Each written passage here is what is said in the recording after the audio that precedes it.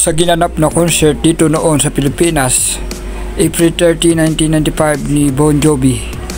Ayan, makita nyo po may iba't ibang mic na ginamit siya. Ayan, may mga chord. Ayan, iba't ibang chord at meron namang wala. Ngunit alam nyo ba na meron akong Bon Jovi mic April 30, 1995 concert? Ayan po siya. Akin po na-preserve yan. May kwento po kung bakit napunta sa akin yan.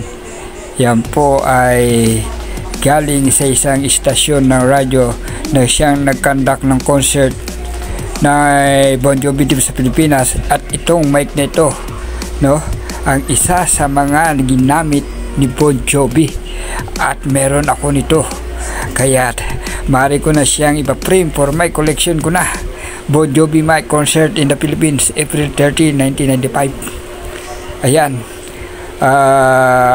Buksan natin kung legit o original ang mic na ito. Baka ito ay made in China lamang.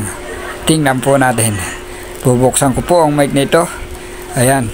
Kayo po magpapatunay kung legit nga ang mic na ito na isa sa mga ginamit ni Bon Jovi. Dapat original ang mic na gagamitin. Ayan po, ito nagpapatunay. Ayan, dahil sa kalumaan nito. Ayan, tingnan nyo, made in USA. Yan o, made in USA. Singer Acoustic Pro 562. Ayan, kung sino meron nakakalam kung ano ito, ibig sabihin nito, kayo na po ang maghusga kung ito'y legit, sapagkat ang kwento pong ito ay ginamit po sa concert ni Bon Jovi dito sa Pilipinas. 502 pala ang Pro 502 made in USA.